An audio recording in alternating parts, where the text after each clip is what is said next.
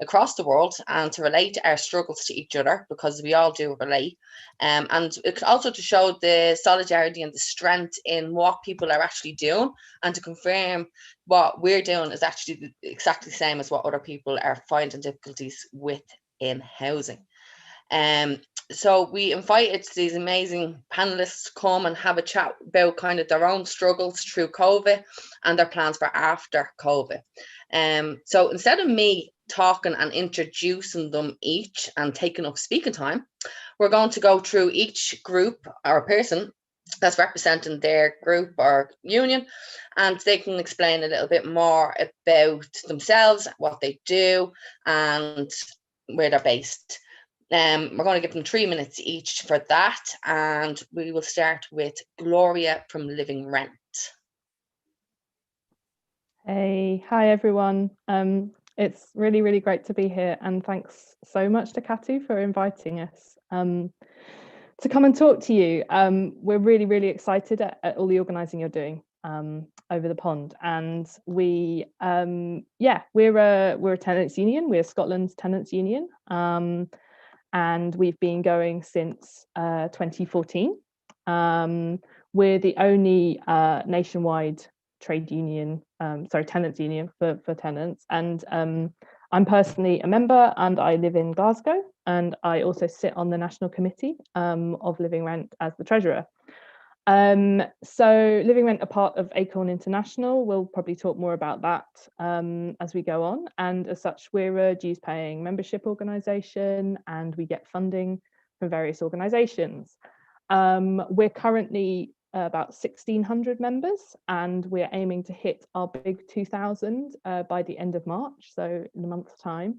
And that means we will have doubled our membership in the last 10 months. So that gives you an idea of how we're really exploding as an organisation. Our membership is concentrated in the largest cities, so in Edinburgh and in Glasgow, but we are also increasing our reach in other Scottish cities and also in broader, more rural areas such as Fife, which is really exciting. In terms of how we're organising, we're currently moving from more centralised groups to being in a more decentralised branch structure. So like I know that Katu has committees, and I'm hoping we can talk a bit more about these structures later. And we currently have 6 branches in Edinburgh, 12 in Glasgow, and 5 elsewhere. So that's quite a lot of small groups that have actually we formed fairly recently out of much larger groups. That's really exciting. So we've got this increasingly democratic and pluralistic organising structure. In terms of what we do, we're member-led, so a lot of what we do comes through people approaching us with their problems with housing and their problems with landlords, both in the private sector and the social sector. We negotiate with landlords, we organise in our neighbourhoods, but we also advocate at a local and a national level in terms of local and national government. And we have a strong focus on trying to work across the housing sectors, and we're working increasingly in terms of social and council housing, which I think is a really great move. And anyway, we'll move on to talking about organising in the pandemic, but that's the big overview, and I've had my 3 minutes, so I'm going to stop. Thanks, Gloria. Fascinating stuff out of Scotland. Absolutely love what's going on over there. It's doing amazing work. Next person to speak would be Jade. Hello everybody. My name is Jade. I'm a member of the Omaha Tenants United, Omaha's tenant union. Omaha is smack dab in the middle of the United States. Just for some context, it's in Nebraska. We have been around for about 3 years now. And I think in the last year, our membership has about tripled. And so things have changed quite a lot very recently, kind of due to the pandemic, and then also the uprisings for racial justice that have taken place all across this country. I'm really appreciative of Katu for inviting us and for having us on. You guys are very much our siblings, I think, because we share the same struggle against landlords, and we're comrades because we've decided to do something about it. Just to talk a little bit about, again, sort of the history, around 3 years ago, we formed out of kind of a mutual aid group who noticed that there are lots of people coming to those, food distribution events that had troubles with their landlords. And so we got together and started doing solidarity network style campaigns against those landlords. And since then, we've transformed our work into not just, that sort of solidarity casework, but to organizing buildings and organizing tenants to build that power for the long haul. So we're involved in those sort of, building those unions at a local level.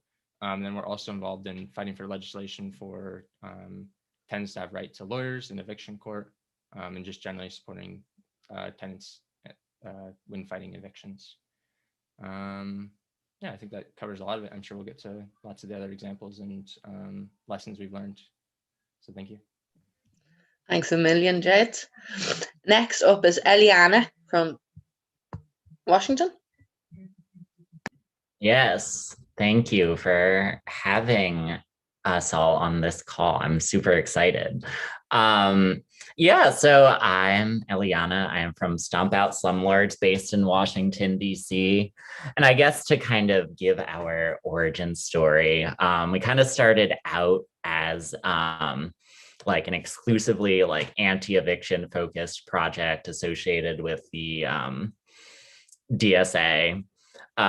We basically went canvassing around to talk to people who were facing eviction, let them know their rights, and like send that, like make sure that they show up to their court hearings and like, have a lawyer, can like fight it in the courts. But I guess like as we were talking to people, we kind of evolved into not just helping people who are facing eviction and like making sure they know their rights, but actually like organizing buildings and tenants on the building level. And that was, I guess, the part of the project that really took off during the pandemic, where it was kind of like we had this like, okay, what are we going to do now that everyone's going to be seemingly evicted right now? So since the pandemic started, I guess we started organizing tenant committees in like 24 buildings across the District of Columbia. Many of these buildings are on rent strike. We've started coordinating like marches on like landlords' homes, like on the mayor's house, on like high-ranking politicians, because like we want to move from doing like organizing just on a building level to like bringing people together into like a citywide tenant organizing committee.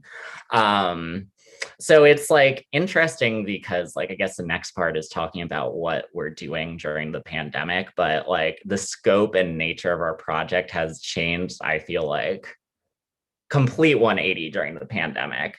And like our whole structure has changed. So I'm really excited to see how people's structures and like organizing has responded to the pandemic, because I feel like,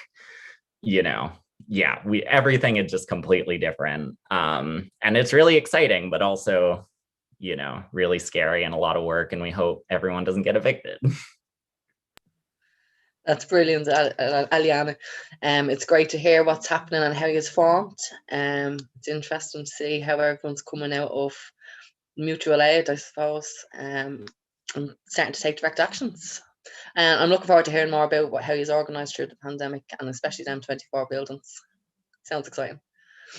So I'll move on to the next speaker, and that would be Ian from Berlin. Hello. So what I'll be doing is introducing the campaign Deutsche Wohnen enteignen, which means, it's in German, means expropriate Deutsche Wohnen, which is a major housing corporation that owns many, many apartments in Berlin. Right, so I hope you can all see my screen. Yeah, so this is the logo. And just to give some context, there is more protection for tenants here than in most English-speaking countries, definitely in Ireland. So the basis is a bit different, but still, rent prices have been rapidly increasing in Berlin over the last few years. At this point, 46% of the total income in Berlin is spent on rent. And Berlin has become one of the most favored cities in the world for investors to park their cash to in either land or apartments. And this is another thing that's very different than from probably most of where you are, is that the vast majority of residents in Berlin are tenants. And this is a potential power base. So there's some major causes that will be familiar to many of you probably. There's been considerable privatization over the last 30 years. So back before 1990 or so, quite a lot of housing in Berlin, in West Berlin. So was part of West Germany. That was all in public hands anyway. And to pay off city debt, many of these apartments were sold off, many thousands of them, and many were also knocked down.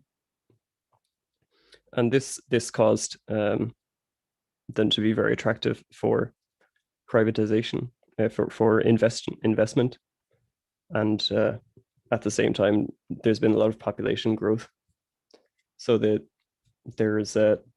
so this campaign is not just about one corporation. Deutsche Wohnen is just the biggest. Deutsche Wohnen simply means German residences, but there's also a number of them. So this table lists the largest ones, how many units they own in Berlin, and currently, and what they owned in 2012. And you can see that it's a dramatic increase. And these companies make billions in profits. They are represented on like they're on the stock markets, and they pay considerable dividends for their investors on those markets, and that's the rent that we all pay going to their dividends. And what we're trying to do is arrest this development where these large corporate landlords are gaining a lot bigger shares of the market.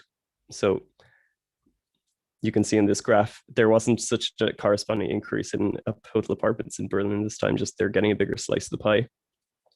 There's been a massive decrease in social housing, just skipping through because this is supposed to be a 10-minute presentation. And so not that many small investors. Well, it's quite a few, but so yeah, the stock market investors, these ones. And the campaign wants to bring into public ownership the housing stock of these companies, which own more than 3,000 apartments. And it would bring them into governance in a legal form that would be subject to the democratic control of the tenants who live in them, because it would be a sort of a public company which is separated into many units on local levels. So it's about reversing privatization, and the German and Berlin constitutions provide a legal basis for this, and it's been reviewed by the city, and it's a totally legally possible to do this. This just explains in detail. And yeah, so what we have to do is collect 175,000 signatures over the next 4 months. The first day of signature collection was yesterday, so there was a big celebratory series of events in many neighborhoods around the city. And then when we get those signatures, we will have a referendum that will coincide with the federal elections this year, and we expect that it'll pass easily, and that Berlin will undo the fatal mistake of privatization of its housing stock and double its housing stock in public ownership. And I've surely reached 3 minutes by now. Thanks, Ian. It's amazing to see the similarities between Dublin and Berlin and how like we're kind of developing towards what ye are already fighting. So it's so close to home. John, do you want to say something? We have another participant joining us, Saki from Cooperation Jackson. And the US is going to be just joining the room there now. Just say that before we move on to the next, to Naomi, I guess.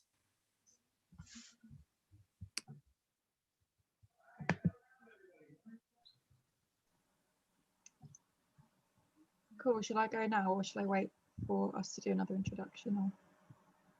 Or... John?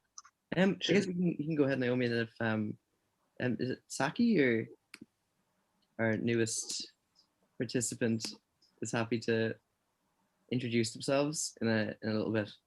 Cool, that's fine. Yeah, thank you for having us, Katu, and it's really interesting to hear from everyone else how we all kind of landed on this issue of housing.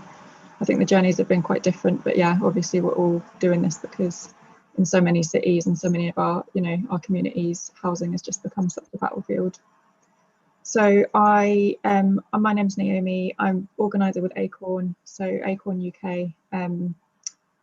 Yeah, we came, I guess, in terms of origins, we sort of came from a tradition of organising in the United States. So Acorn in the States was massive in the 70s, right up to kind of 2005. And then, yeah, since then we've kind of got branches across the world, really, like all over.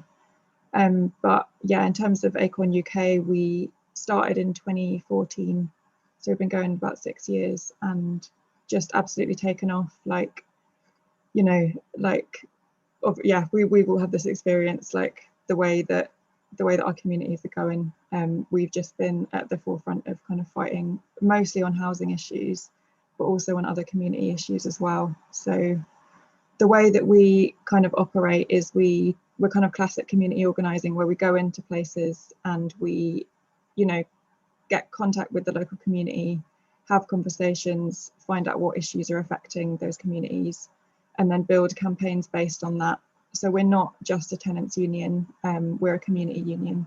So potentially, and we have done in lots of cities, like fought on other issues such as, public services, things like fuel poverty, public transport.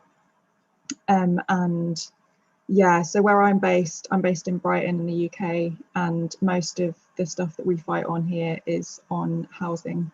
So yeah, one of the most profitable cities in the UK for landlords, massive shortage of housing, which obviously just creates this really toxic culture around something that, as I'm sure we all agree, should be a human right. And yeah, we fight on these issues with using direct collective action. So that is organising people to come together, to use our strength in numbers, to force letting agents and landlords to do the right thing by their tenants. Yeah, and yeah, in terms of, so we've got like 24 branches across the country and we're growing all the time. We have been doubling our membership every year since we started 6 years ago. And this, 2020, obviously a massively challenging year for everybody, but we still managed to double our membership. So really positive about 2020 we reached 5,000 members and expecting to hit 10,000 in 2021. Yeah, we can kind of, I guess, talk later about how we've sort of organised and dealt with the pandemic, but for now I'll leave it there. Brilliant, Naomi, thanks a million.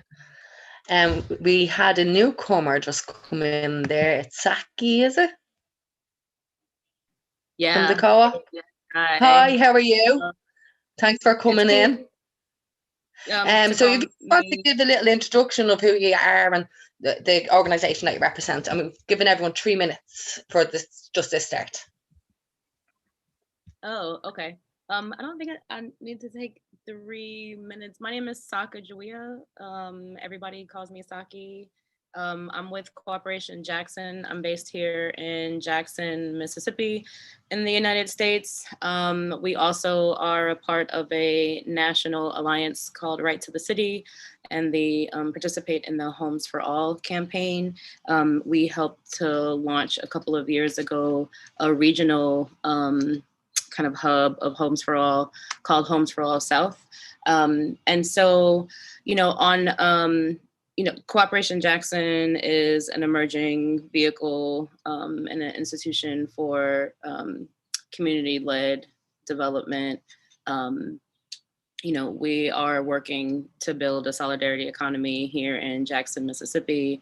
And although, a crux of our work has to do with developing worker cooperatives and other type of community-based worker managed democratic businesses, we also have a community land trust. It's the Fannie Lou Hamer Community Land Trust. And because our lives include so many things and we have used an intersectional framework, we are involved in a lot of different areas, food sovereignty, doing urban farming, climate justice, housing.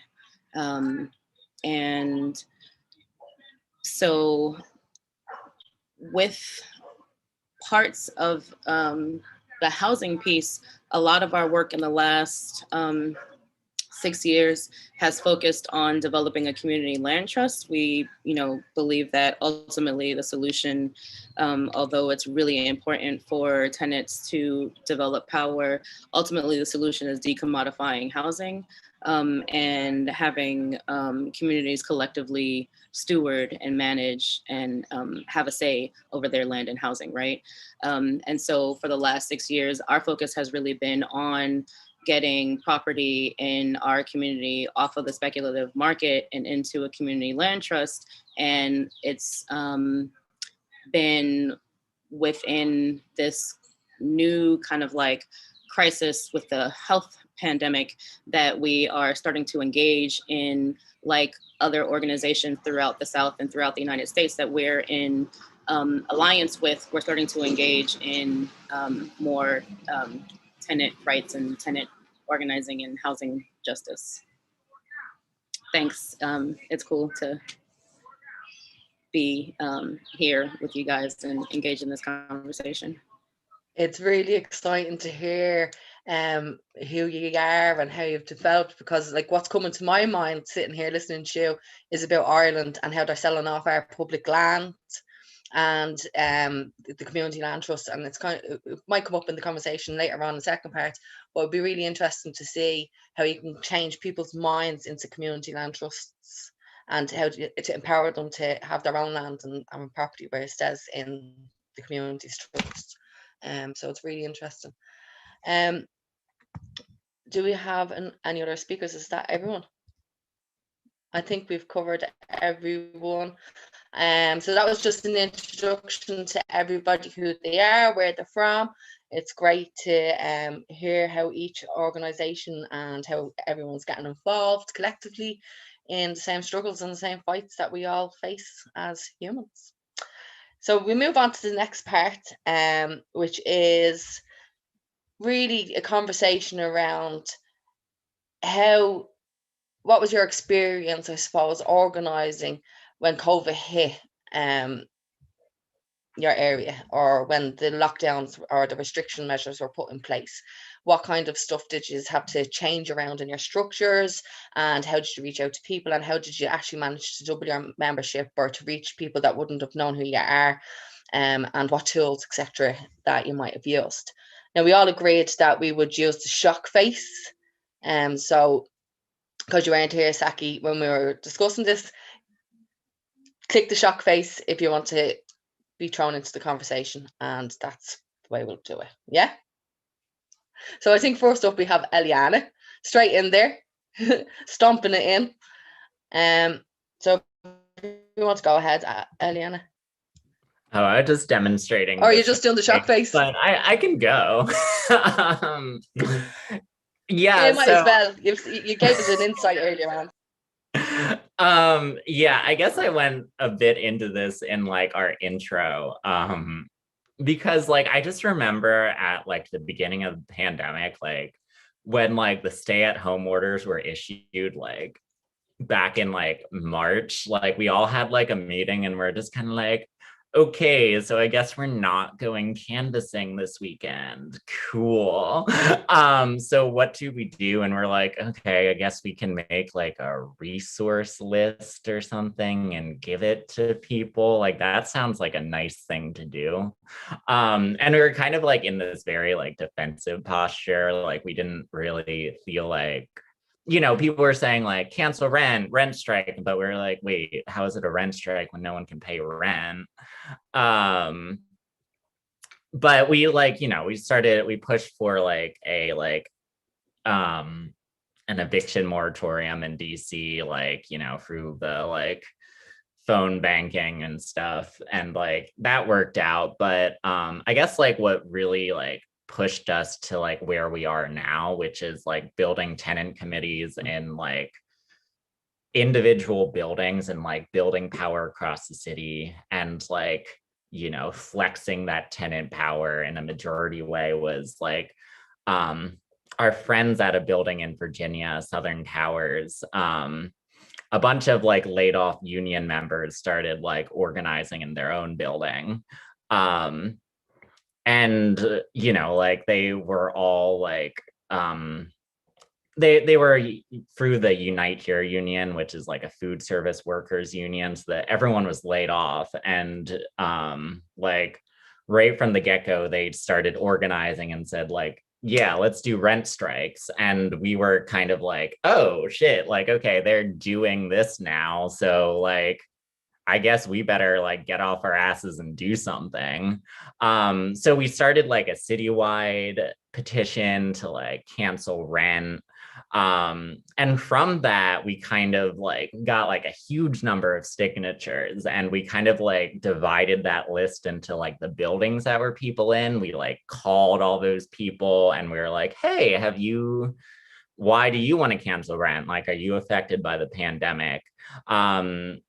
And we really just like, you know, expanded through that, like identifying like people who were like suffering, who were like militant, who were like ready to fight for like actually like the cancel rent goal.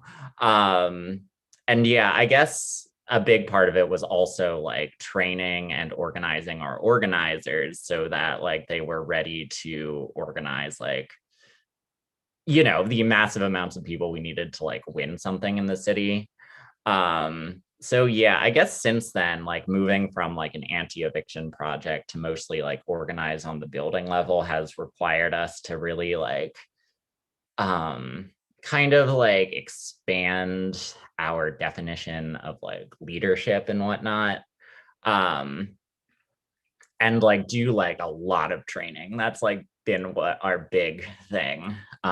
Doing a lot of training and like giving a lot of people responsibility who haven't had it to like train people so that we can keep rent strikes and like power going.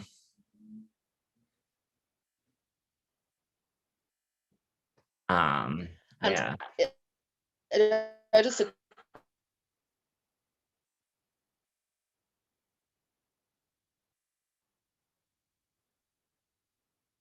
Ariana, did you physically do that, or like was everyone hearing me? Did we physically do that? Sorry, cut out a little bit. Yeah, did you? Sorry, I think my internet connection went down. Did you physically go into the buildings during COVID while the restrictions were on, or did you just find organizers out of the buildings that you had to train up and give the responsibility to, or was there much human contact, I suppose, or was it done online and on the phones? So in the beginning, it was definitely all online and all on the phone. I would say up through July, or like June-ish. Like, I guess like, you know, it was all done online and on the phone in the beginning. And then it was kind of like, okay, like everything is opening up in the United States anyway, like, and like, we do need to do some stuff in person. So we did start like doing like canvassing, door knocking, like we do like outdoor social distanced meetings, like make sure we're masked, or like we'll have protests outside buildings, we'll have marches on landlords and landlord houses like in person. But like honestly, the bulk of our organizing is still online, like through Zoom and like over the phone, which is very different from what we did before, which was almost like all house visits, all in-person stuff. And does anyone else in any other organization or group relate to this? Have they got a similar experience of how they've been organizing through COVID? I mean, we were maybe, unlike SOS, I think we were a bit more offensive at the beginning than defensive. I think we were like, hell yeah, we're going to carry on organizing people. And it was like, actually, in a sense, as an organization, I think we were less thrown than I would have expected. And I think that might be because we were already doing quite a lot of stuff online. But I think what it's very, very similar to what Eliana was saying in terms of really hitting the phone banking and really which we've done quite a lot of already, and also hitting like the social media and reaching out to people that way. We had a survey quite early on in the pandemic about how the pandemic was affecting renters, and we did that with a workers' rights organization. And that brought in a lot of data, and it brought in people who wanted to be part of what we were doing, how we were organizing. I think in terms of tactics, like I was really nodding when you were saying training people up, because I think one of the things that was amazing is that we really got our member defense on the ground from the beginning. People were not able to pay rent at the beginning of the month, at the end of the month, very, very quickly. I mean, just like in the US, but maybe there was a little bit more leeway in terms of the state. So maybe we weren't quite facing this kind of like mass evictions thing, but we were facing a lot of people being like, hell, I'm in a really bad place. And I think really there's a lot of credit to our organizers. We've got 9 paid staff members, 6 of whom are organizers. And they were really identifying leaders, getting people who were joining up quickly, who were winning their cases, who were getting rent reductions or getting rent freezes, then saying, come to this meeting in 3 days' time. We're going to make sure that we all know how to advocate for each other. And I think that model's really worked really well for us. So I would say that I'm really interested to hear about kind of, how other people's like rapidity or like to this relates to kind of the structures they had before. That they had before COVID. I don't think we should try and see COVID as like a completely unique organizing moment. Like, what did we have in place when we went in?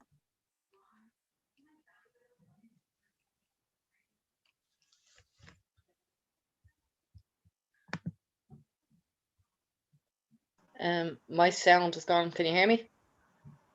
Oh, Gloria just turned off our mic. Sorry. It's really interesting to see how we did organise pre-COVID and how we changed our models when COVID came in. But I think in the second part, that's really going to kind of explode, because it's the plans of how we move forward after COVID. I think COVID has pushed us and taught us an awful lot about organising online. So it's interesting that training has come up between 2 organisations already, and organisers, paid organisers are very important in these roles, especially when you're locked in, and it's a lot easier. At least they're getting paid to physically go out and help the members and empower the members. Is there any other group there that would like to talk about? Jade. I think Naomi was ready to come in just before. Was she? Okay, Naomi. I think Jade was before me, actually. I'm happy to go after. Okay, all right. Sounds good. Yeah, I think our experience is very similar to that described by Eliana, in that we very much took a defensive stance at first. We put out some petitions and gathered a lot of information from that, and made demands that I think we knew were never going to be met. Perhaps it's different, I think, maybe compared to here, to the rest of the panelists, with the exception of maybe our comrade Diamond Jackson, is that the state really pretended there was no pandemic. And so we had maybe a month or so of lockdowns And then we sort of just moved on to, you know, the status quo of people having to go back to work and die. But what that meant was that the crisis in terms of like rents and evictions was very uneven. And so we found it pretty difficult to like take the desperation that put people in the rent strike and sort of keep that going. And so we attempted to form some committees, I think in a similar fashion, of people who really needed to withhold their rent because they couldn't afford to pay rent. But having that spread across the building was pretty challenging for us. And I think that, you know, the level of like leadership development we were able to do was not up to what was needed. And so we learned quite a lot from those failures very early on.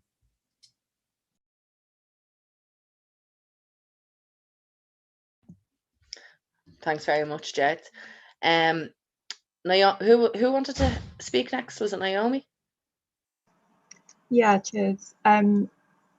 So in terms of like, yeah, the way that our tactics have changed. So we like, as much as possible, we try and do stuff in person. So it's all about like, yeah, direct collective action. So that's people out on the street, like often demonstrations and pickets outside letting agent offices or marching on landlords, things like that. So initially we were quite, yeah, obviously like a massive challenge when we've got these lockdown restrictions in the UK that came in. And then, you know, after that, them getting changed in quite often quite bewildering ways as well. So really keeping our eye on like what the current restrictions were and kind of changing our tactics according to that. So yeah, like recruitment is a massive part of what, obviously that's a massive part of any organization that wants to grow. So moving recruitment from mostly focused around door knocking to moving that online. So that's like creating content and sharing it on social media and then following up people that sort of respond to that. Yeah, and then in terms of like direct action, so we had like, yeah, different rules that came in at different times in the UK. So at one point you could only meet in groups of 6. So what we did was where before we might have had like a big demonstration outside the council or outside a letting agent or whatever, we would think, okay, like how do we have the impact of a bigger action, but make it obviously fit it within the law and fit it within what members feel comfortable doing. So we might have like groups of up to 6 people, but for the whole day instead of like for a couple of hours. So it's keeping that pressure on, but kind of in a different way, just being like really relentless with our tactics and with our presence. And then yeah, just like being really strict around like health and safety guidelines. Like we would still be getting out there as much as possible in person, but just making sure that we had health and safety coordinators, everybody that could wear a mask was wearing a mask, maintaining social distancing as well, which in the UK was like, that was like a 2-meter distance between everybody that was participating, and just, yeah, being a bit creative with like, you know, spacing people out. If we were doing like a demonstration, we might have people like lined up along a wall just so that, you know, we're still there, we're still holding power to account, but we are, you know, doing it in a way that is safe and within the law as well. We also kind of responded to some of the challenges that were unique to the pandemic. So we got a group of ACON members in like 11 cities across the UK to do COVID support work. So that's like delivering food and medicine to people that were vulnerable and shielding. And yeah, also just calling in with local residents that might need a chat and like a check-in. And that quickly became like one of the biggest, in fact, that like the biggest support network that existed in the UK. Much more efficient and much more, yeah, and much quicker off the ground than what the council was offering. And we got like councils and local like pharmacies even like recommending ACORN as a kind of resource to go to for people that were vulnerable and shielding. And yeah, it's interesting, like when I was door knocking before this most recent lockdown, like that was a thing that people really loved in the community, that yeah, we are quite like bolshy, and we do pickets outside letting agents and make a lot of racket, but we also, when the community needs like, you know, food and medicine delivered, then we do step up for that as well. So just sort of responding to what our communities need when they need it. Yeah, that's amazing, Naomi. Ian and Saki. So Ian just after putting up his shocked face first. So we'll go to Ian. And and see how Berlin have been organising. Yeah, so I suppose we were in a fortunate position that as I said in my presentation, that our process was, so we're using a law to make it possible to have a referendum, and the referendum will be based a buyback of the privatized housing stock. And by the way, it'll be well below market value. Anyway, so what we had to do was in the first phase, gather 20,000 signatures, valid signatures. That means the person has to have German citizenship. But we succeeded in gathering 77,000, showing it's very popular. And that was in 2019. So we're lucky in that we got that big hurdle out of the way in spring and summer 2019. And we continued the Berlin city government then takes these, once it has 20,000 signatures, it takes these proposals into a type of legal consideration where they have a look and see if they either want to implement it right away or see if it's just possible. And that took about a year. So that was most of 2020. So that relieved us of a bit of pressure to immediately act and gather signatures during the worst of COVID lockdowns. But we did continue working. So back in 2019, so the whole initiative started at the end of 2018, but back in 2019, the people in it, well, because I can't claim to have been involved back then, I only got involved towards the end of 2020. But anyway, the members of the campaign, they essentially started a community organizing school within the campaign, and it's called it's a working group called Starthilfe, so it's starting help, and that they produced like a 60-page book, which is available on German on our website, about how to go door to door with your neighbors, which is not so traditional in Germany, have these conversations and bring them to like what to talk about, 70% listening, 30% talking, like what I think would be known as deep canvassing in the US. And yeah, how to do a meeting. So we were doing this back in 2019, and so the number of local groups were just gradually growing up. And then when COVID hit it, I think it threw us quite a bit, because we hadn't been doing that much online. But so we started having our meetings online, and by then, and that's I think did bring some people in who maybe wouldn't have thought they'd have time to come to a physical meeting. So it did bring some people in, just being able to switch it on the computer. And then the initial lockdown was pretty much over by mid-May, and then we were able to do socially, physically distanced actions, to take part in protests with our banners to keep the visibility high, and to continue this door knocking work. So a small group that existed already would particularly focus on mapping out a building that was owned by Deutsche Wohnen or another such corporation, and do a knockathon, or a blitz as you call it in German, to have all these conversations in one day, and that would be a way to get a lot more people. So the fact that summer, like in contrast to Ireland, throughout the summer, besides the large events being forbidden, there wasn't that many restrictions, and and then this led to the Germany getting pretty badly hit by the second wave, and we've been in lockdown since November, but by now we're much better at these online meetings. Solidarity. And we've had a big participation in the online meetings, and we're lucky to have built up this structure before, and now these restrictions are going to be eased soon, so it'll be easier to be out in public collecting signatures again. Yeah. And it's been amazing to watch Berlin before with the amount of grassroots protests that they can pull off, the amount of people that they can get out onto the streets. And I think it was last year I was in Berlin with the European Action Coalition, and we got some training from you guys as well around tenants knocking, door knocking and meetings and stuff.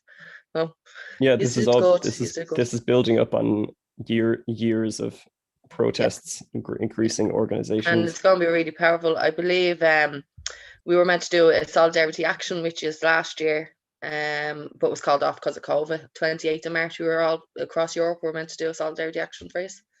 Yeah, and we're gonna do it this year on the 27th. It'll happen in many cities, in Dublin too, I think. Yeah, well, we could talk about that at the end, so where we can all show our solidarity and actions that are coming up. Saki, would you like to pop on there and just have a quick chat? Because I have a few questions I want to throw in after once Saki has done her bit. Speaker, you're on mute.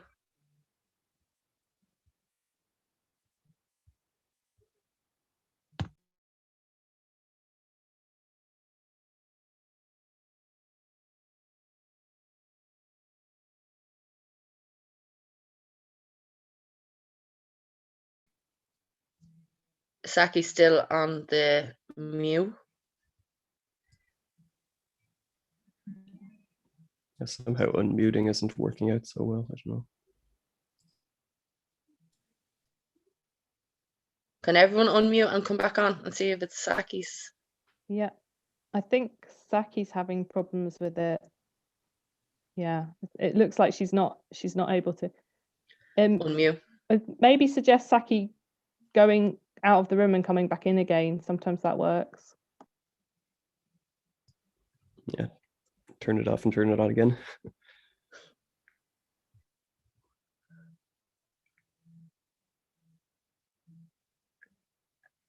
Is she gone? John? Yeah, it looks like Saki's either frozen or disconnected.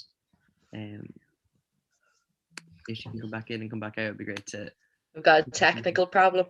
At least it's not one on my end this time. Okay, we'll continue anyway, because I have a few questions here. That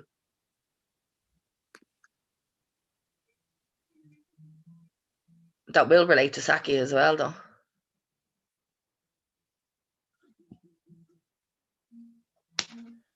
Gloria mentioned just kind of a bit about like the concessions of the state, and that was something I think came up in a few of our points. So maybe we could just talk about that for a second. Yeah, walk away.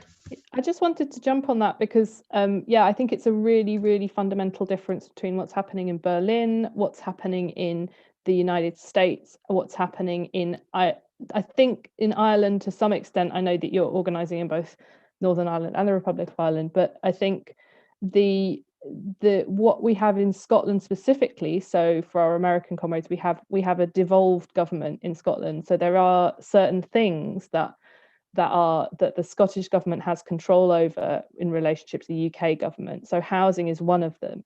And that has just given us more leverage from the get-go, because one of the ways the Scottish government likes to talk about itself is different from the UK government in Westminster. And so sometimes we can use that to our advantage and say, well, hey, do you want to be different? Maybe you can freeze the rents, and that, that hasn't, we haven't got a comprehensive rent freeze, but we did very quickly get an eviction freeze, and that was extended. So that's running out at the end of March. So interesting conversations to be had in the next month. But it was they were far more amenable to those approaches and that lobbying than I think the UK government was in the context of Acorn in England. And I think that also we have different relationships with local government again, and obviously like you guys in the US, you're all in different cities. Berlin has this very particular this mechanism for referenda, which Ian's group are using. And I think that something we're really working on was, we can talk about this more at the end, but it's something we've started building up already in the pandemic, is how we're going to interact with the Scottish government elections in May. And we have a manifesto, which is very broad. I can talk about that in a bit. But like we are actively working on using politicians in the way that, in all the ways that we can, even though we also want to encompass more radical politics in our conversations. We're a grassroots democratic organisation. So yeah, things like that. So that, yeah. I'm just going to jump onto one of these questions because I think this can relate to exactly what you guys are talking about. Anyway, so the question from YouTube from Brennan, he said he's interested to hear how any groups who organise rent strikes evaluated the risk of eviction when work is even more precarious in lockdown. Now, obviously, that would be after our concessions or whatever the hell they've given us, because we're going to have a flood of eviction notices coming in. They've already started coming in, they're just on hold till it's lifted up. And we're going to have this massive flood of evictions.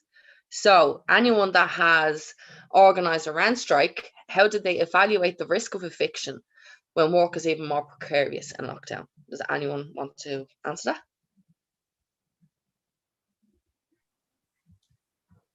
Eliana? Yeah. Yeah, I feel like, I mean, for us, it was almost like, I mean, it felt almost like it wasn't a question for us, because I feel like the majority of people in buildings couldn't pay their rent. So I guess like the rent strike was really getting people to like, you know, like if they're getting some amount of income, prioritizing like eating over paying rent, or like get it, like in some buildings, like it was convincing like wealthier residents to like go on solidarity rent strike with the people who can't pay. But like also like, you know, like we try and like organize, like the rent strike organizing was in a lot of ways like a gradual process for us, I think, too, in the sense that like it's not like everyone decided in like one moment like we're going on rent strike. It was like kind of some people who couldn't pay rent got together and then like slowly organized people to get onto it. And right now I mean, in some buildings, we're trying to expand the rent strike to like other buildings owned by like the same landlord or property manager. So yeah, I mean, like, I guess we are protected by the eviction moratorium right now.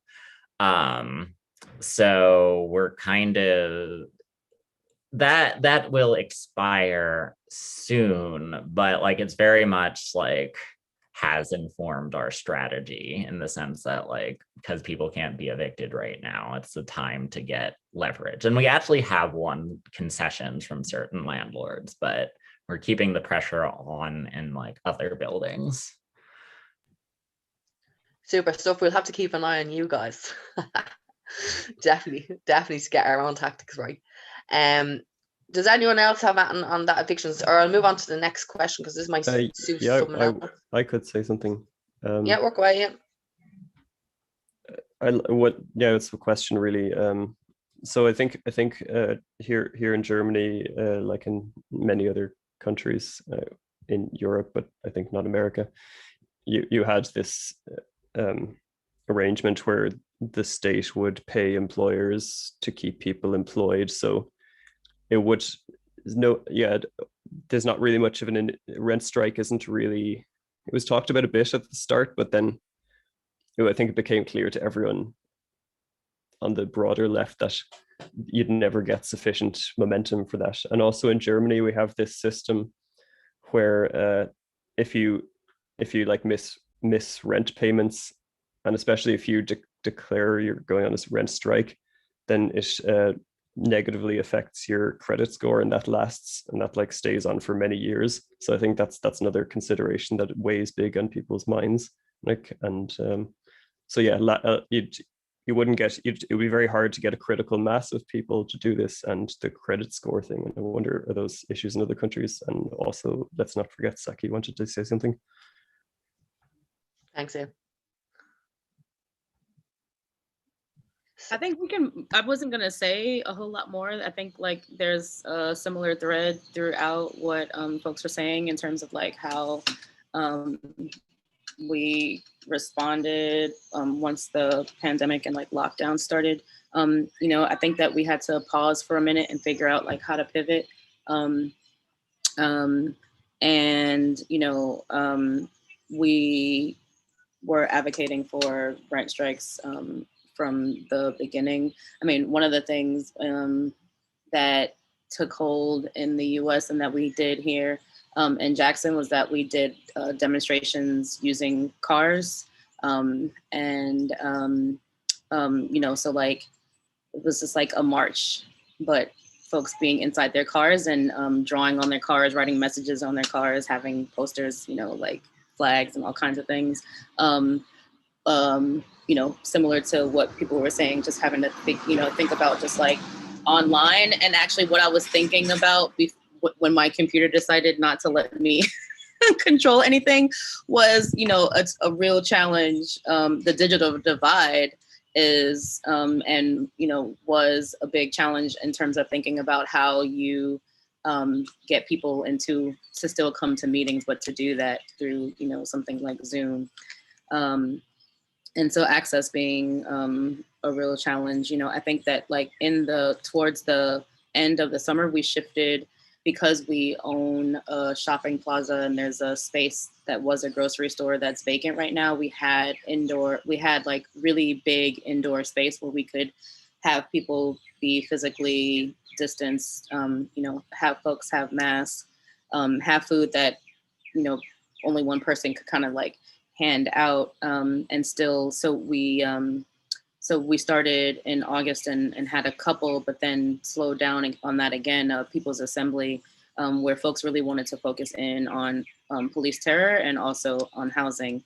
And that led to us having an assembly committee on housing, and being able to bring in some new people to think about just kind of like really, really short-term, immediate, what do we need to do? Thinking about just like how there's no housing rights in Mississippi and in the South to begin with.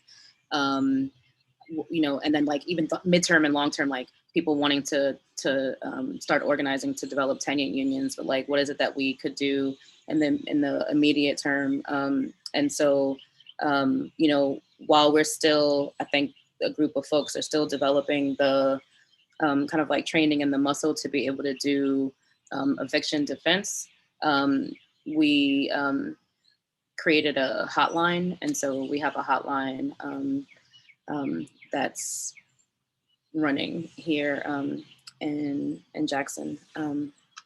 So yeah, that was it. Oh, and then we also were just kind of trying to figure out, like, we're like around, you know, like solidarity economy and cooperation and, you know, like mutual aid. And it was kind of like, you know, this is like the moment to do that. And then we actually had to fall back a little bit because folks who we were in communication with in Italy, who had been dealing with this, you know, way before we were, like, folks ended up getting sick. And so it was like, do we have the capacity to do mutual aid in a way that protects other people and protects ourselves? And so how we kind of contributed in that moment outside of like the work that we already do is that we started making masks. Both we had folks sewing masks, and we had our emerging fab lab, our fabrication laboratory, 3D printing some masks. That was a major shift. That's brilliant, Zaki. So I'm going to change a bit of the structure that we talked about. We said we were going to just have this conversation, but we're running out on time, and I really want to get this question in, right? So I'm going to read out this question, and then each of you have a minute to answer it, all right? And it comes in from Niche, Katu member, and she says, watching Katu develop over the last year, one thing that's been positive for me is how it successfully challenged the idea that there's a linear choice between fully democratic organising or proper structure, discipline, etc. For the more established organisations, Is that difficult to sustain, and how is it managed? Did you catch that, or do you want me to read it again?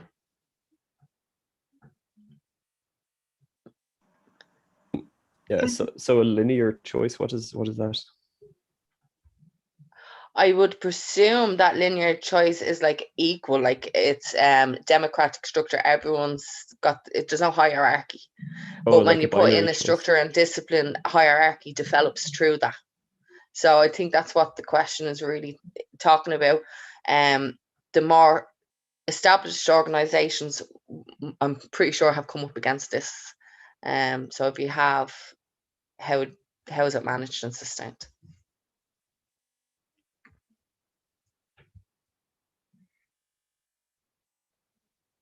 Anyone?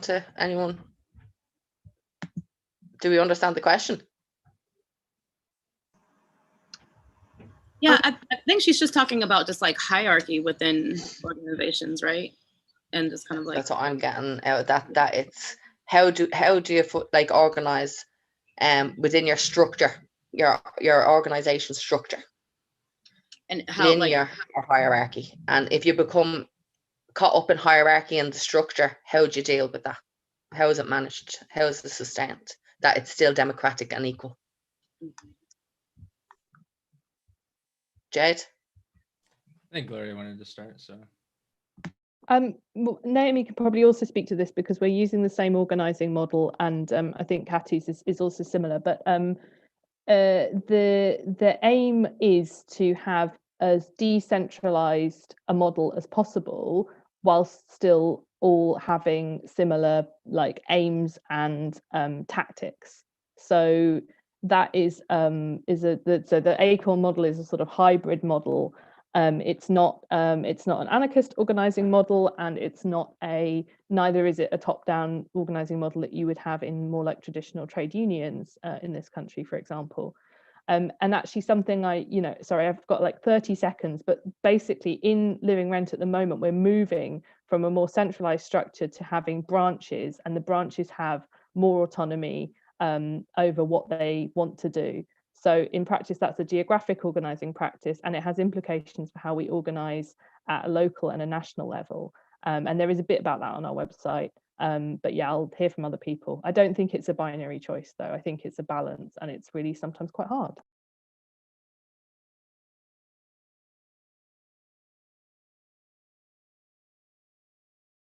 So just looking at Nisha explaining themselves in the comments, and it's like this idea that it's not. I think it's exactly what you touched on, Gloria. There doesn't have to be an either or between, okay, we're this kind of Occupy style, fluid, horizontalist movement that has like no leaders or like that, but you also don't have to be the hyper structured, kind of problematic, extremely like party structure or like overly militant, or that it like pushes people away, and that there is like a fluidity to this that certain organizations can encounter and traverse without picking an either or.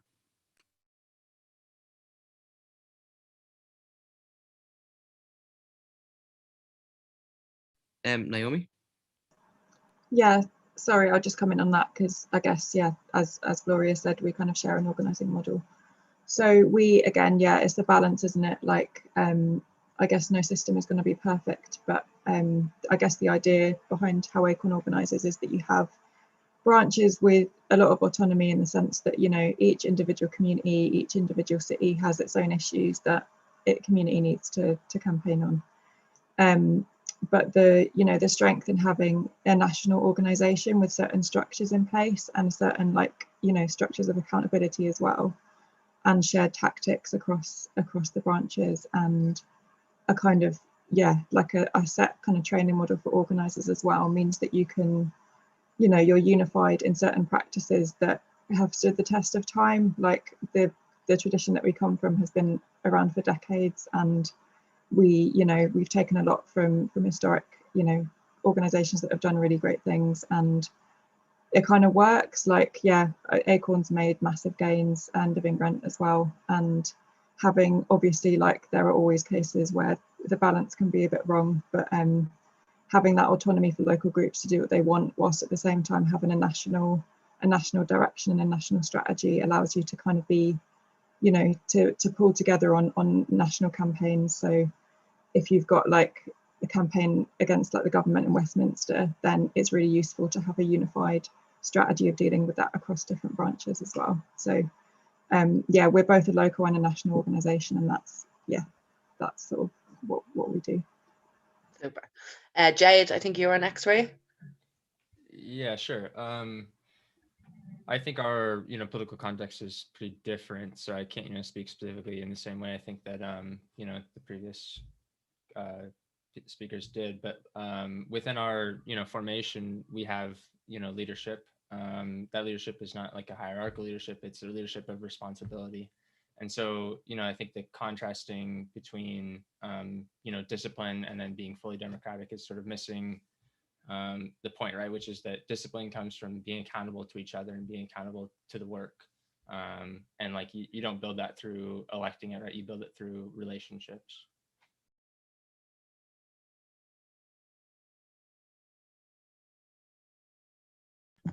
Eliana? Yeah, I wanted to I think what Jade was saying, like our context is very different, but I feel like we've kind of arise out of a like similar kind of structure, and that we were like very decentralized, like just kind of like a group of people like organizing together. But like as we grew and to respond to this situation, we needed to develop like, I guess like a accountability and responsibility structure within our organizing, in that like we have a committee of experienced organizers leading less experienced organizers and like checking in with them so they can like learn and be trained, because like our organizing is concentrated in like building power at like the building and like tenant level.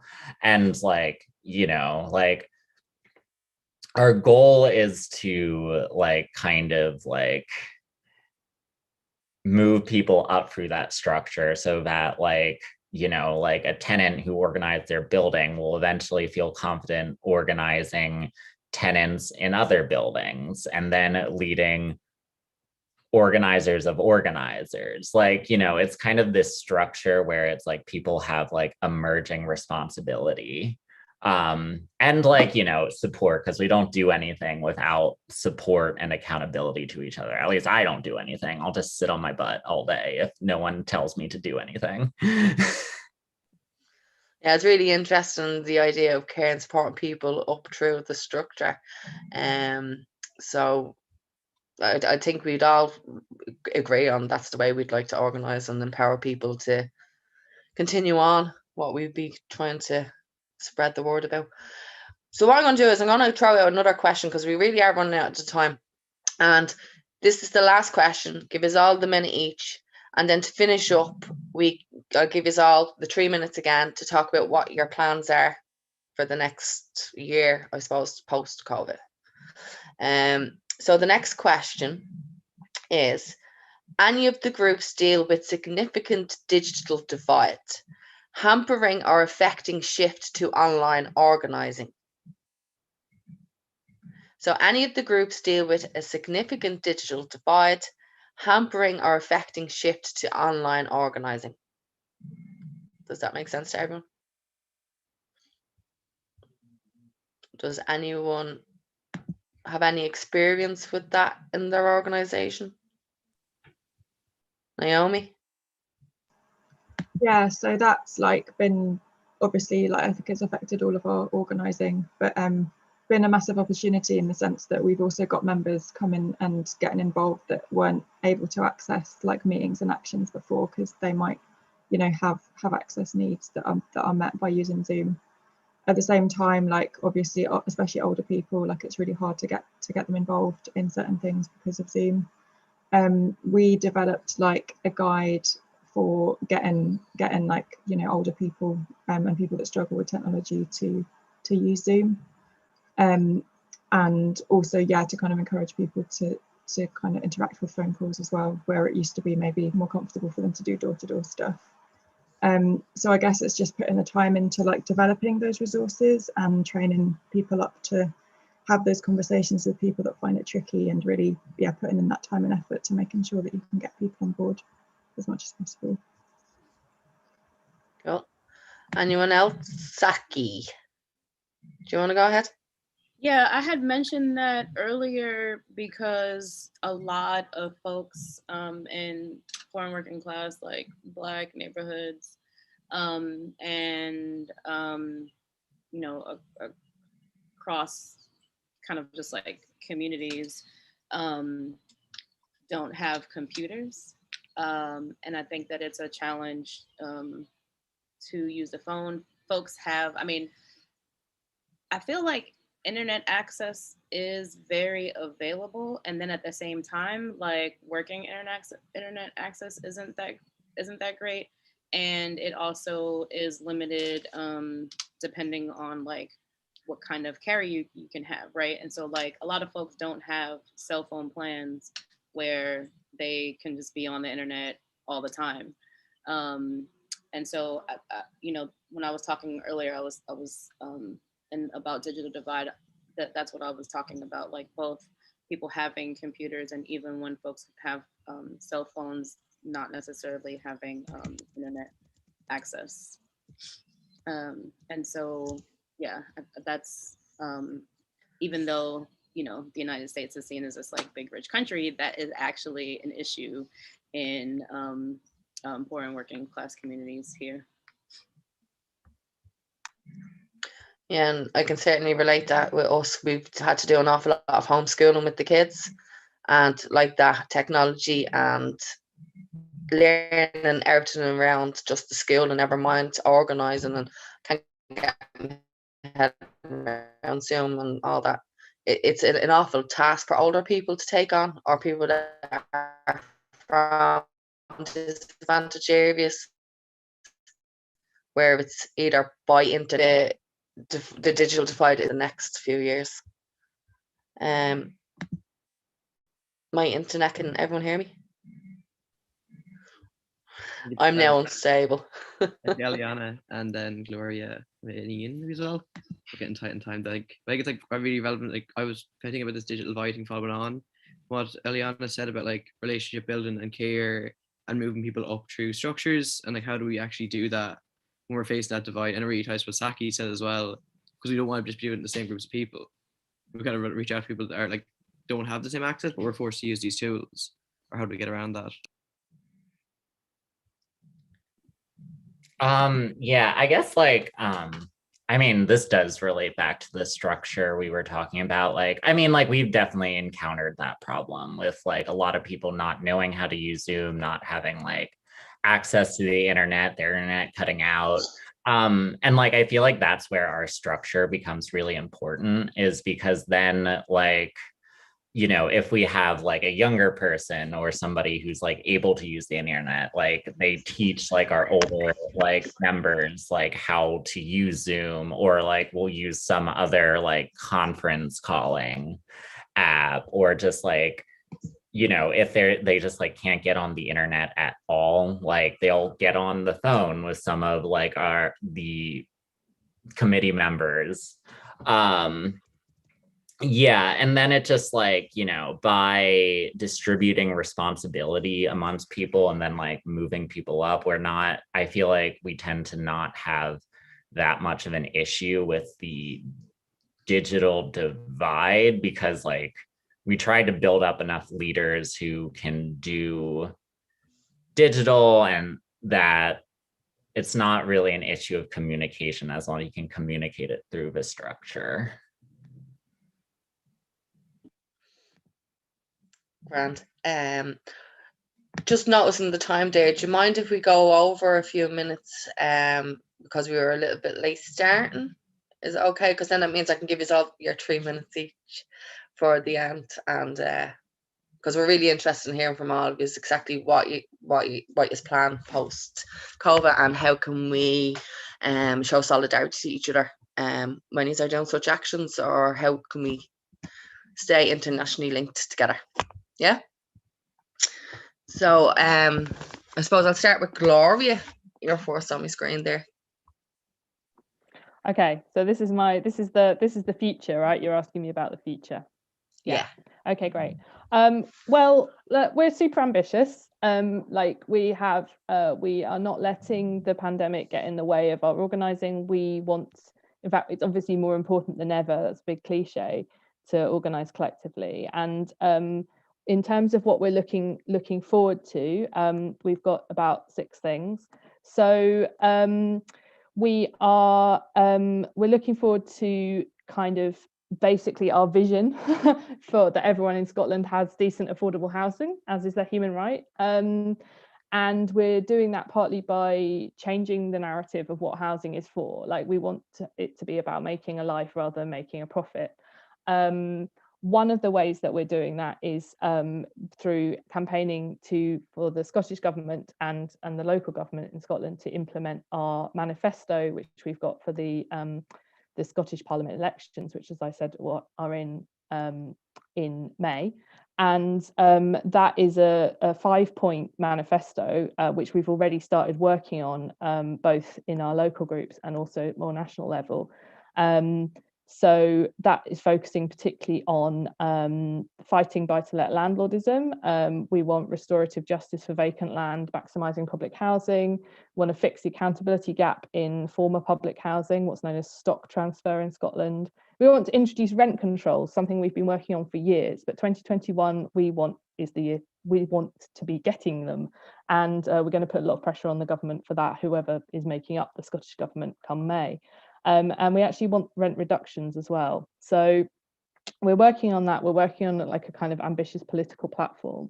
And one of the ways in which that's already developing, and I think it's going to be exciting taking it into the next few years, is a local campaign we've got going in Glasgow at the moment in one of our local groups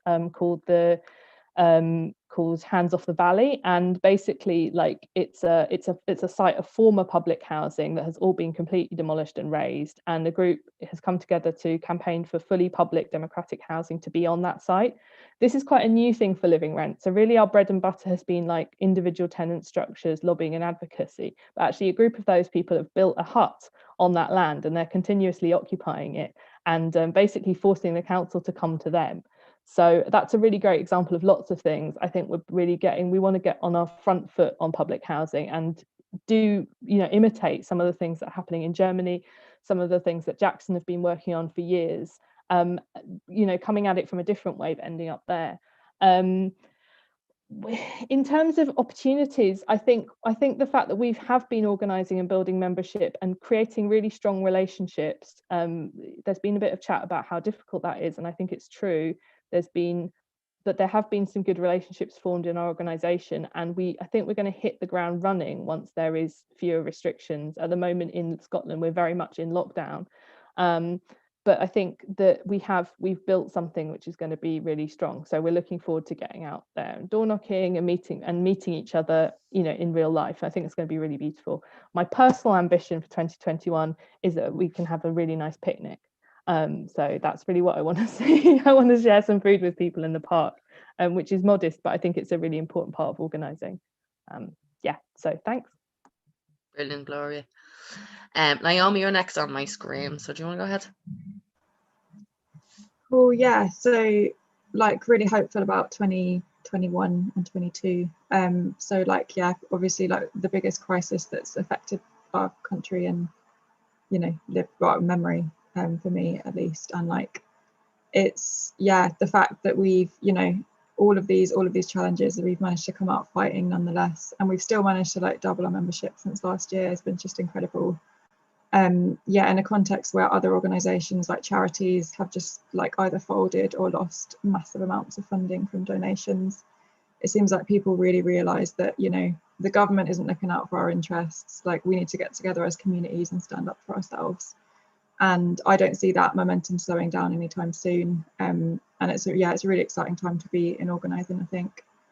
And Acorn specifically, like we've got cities across the UK and towns that want to set up Acorn branches. So put in loads of resources into setting those up and looking at the specific challenges that face different kinds of towns, different kinds of communities. yeah, and you know, in London as well, we just opened in London in November, which is something that we, yeah, obviously loads of that's just going to make the organization explode in a way that it hasn't before. And yeah, lots already, like 300 members, 3 branches, so just looking at expanding in the capital, which is really exciting. Yeah, and just sort of like following, you're taking the lessons of the pandemic and the different tactics that we've kind of perfected over that time. So gotten really good at online actions and trying to bring that into our organising a bit more, because that's been really effective. Also, you know, you taking the opportunity during this crisis to kind of build branches, like train up more members than we had trained up before. So just really excited about, like, yeah, when we can go out and do organising, like what we were built to do. So door knocking, meeting people in person, doing direct in-person actions, all of the like preparation and training that we put into building our branches before now, we can actually use it in 2021 and 22. So really positive about that. I'm really excited to see what those years bring.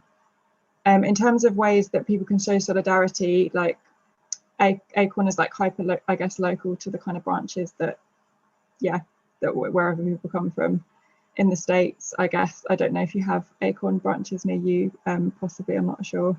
But I guess getting involved in what you guys are doing and just sticking with it, and yeah, keep on doing what you're doing and join any and every union that you can. Thanks, Naomi. Next I've got Jade. Yeah, definitely. I think the biggest change, well, there's 2 huge changes that are going to kind of affect what we're doing going forward. I mean, the first is that like people learn that austerity is not the only way that we can live, right? Like there was, spending that we didn't think was ever going to be possible from the state in the last year, and so that has to continue to go forward, right? Because the crisis is not over, and we have to continue to build the power to make sure that the working class is not the one that pays for all of this, right? In our state, they announced, from this sort of slush fund of money that 200 million will be going to landlords directly to sort of bail them out for lost rents. And yet there's no money for protections against evictions. There's no money for finding housing for people.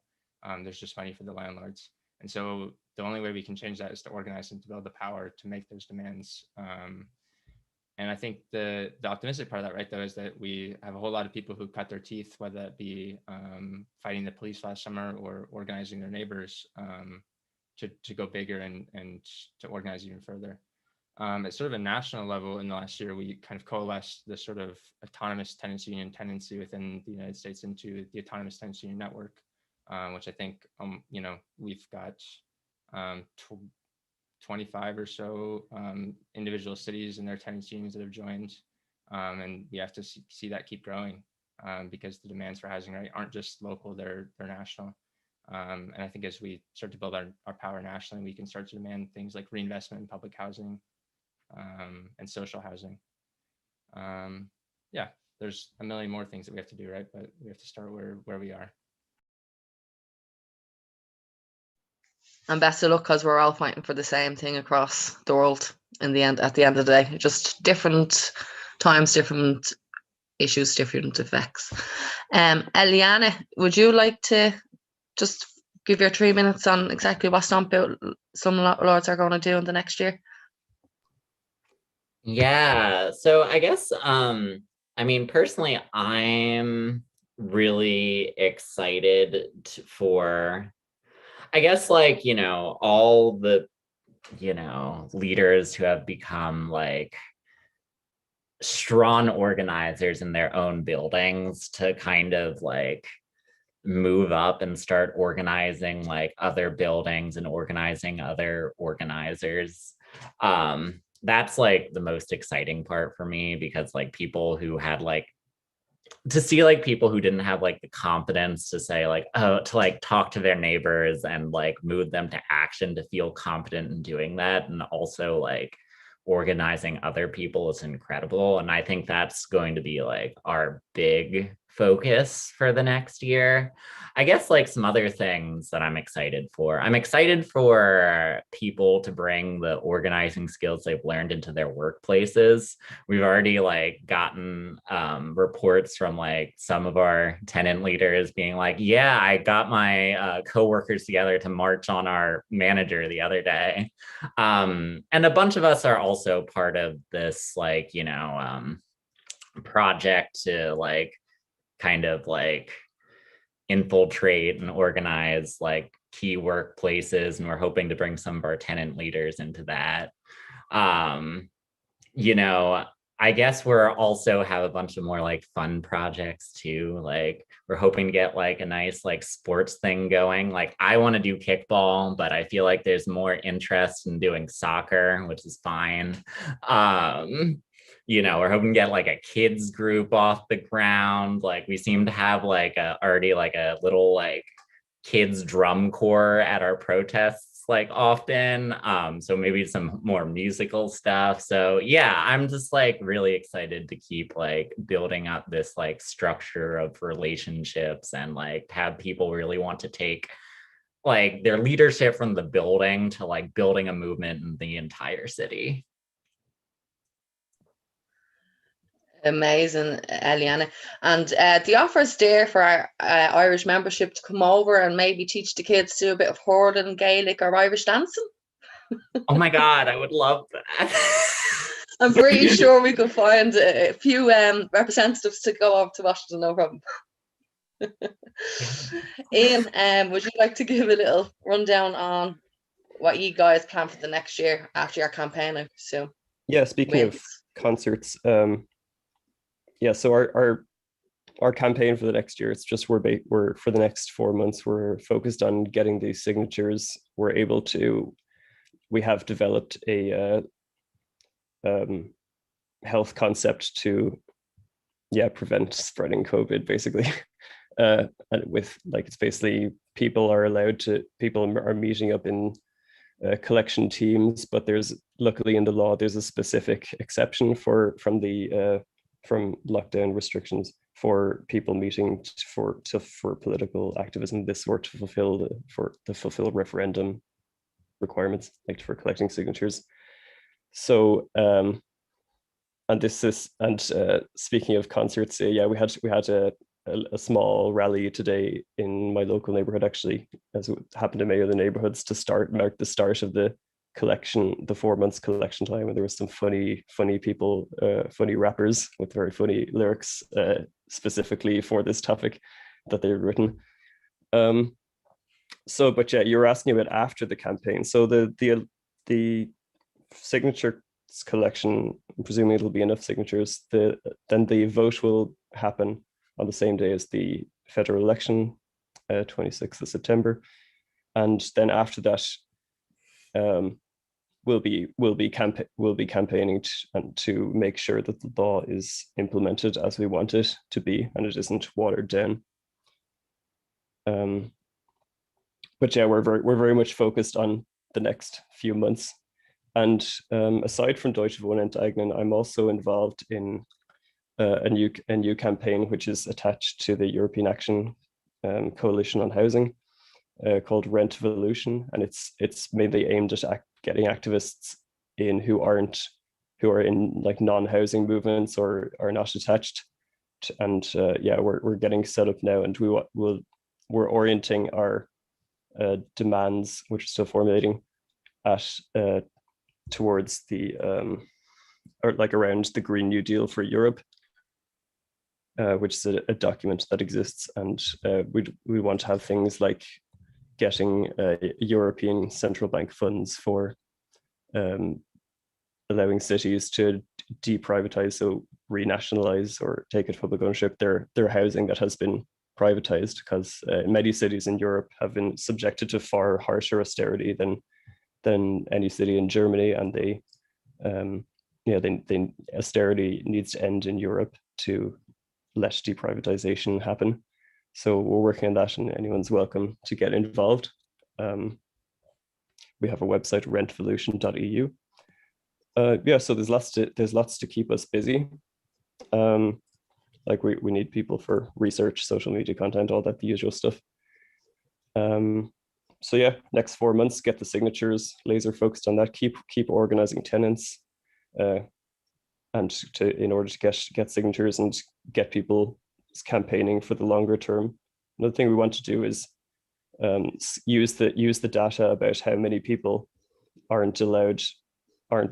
whose signatures weren't counted as valid because they were from another country, to get the data and scandalize that a bit, to scandalize the disenfranchisement of people who don't have German citizenship, like me, who no matter how long we've lived here. So that's also on the agenda.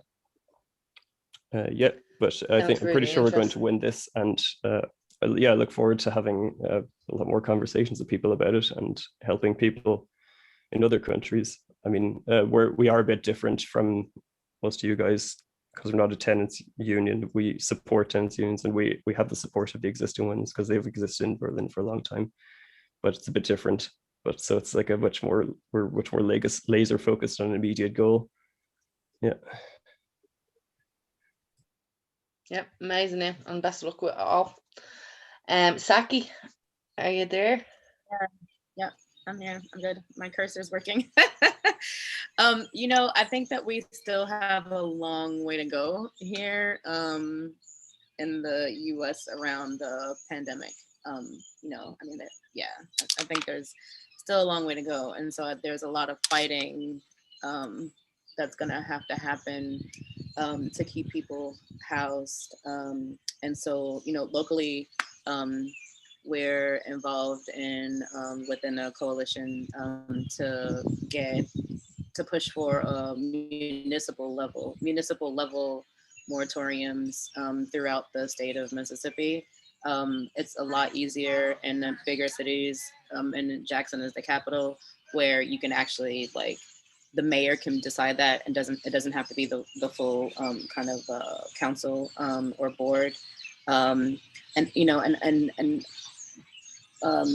but like the moratoriums aren't even enough, right? Because just like what happens once that ends, you know, there's a real concern around landlords hitting folks with like impossible bills that ends up ultimately meaning, you know, it's just like you won't get evicted in February, but come June, it's kind of inevitable if you have such a big bill, right? So, you know, we're needing to kind of like drum a beat and raise support for debt forgiveness and continuing to like say like rent needs to be canceled and utilities need to like stay on and not be cut off. So now that we have the hotline up and running, we're moving towards having, trying to have consistent Know Your Rights workshops. And those would be both online and like limited and in person, because we're also a part of kind of like that regional work that I was telling you about in the South, because the South is so hard when it comes to any kind of protections and rights, especially work and housing. We're participating in a Rooted and Ready like pilot, and developing Southern specific strategies for eviction defense, and also going through a series of renter organizing. How do you organize, you know, organizing one-on-one, how do you organize renters? You know, I think that this moment provides an opportunity again, because the contradictions are so heightened. It really provides an opportunity for raising the consciousness around folks who are, who have been struggling, but like, I think the struggle in how little the state and how, you know, the nature of capitalism works is going to care whether you like literally live or die. You know, it's always, it's warm. We're in the South, and last week we had freezing temperature and freezing rain. People, you know, like water froze in their pipes. People didn't have access to so many things. And like, if you were in the street, you literally would like die.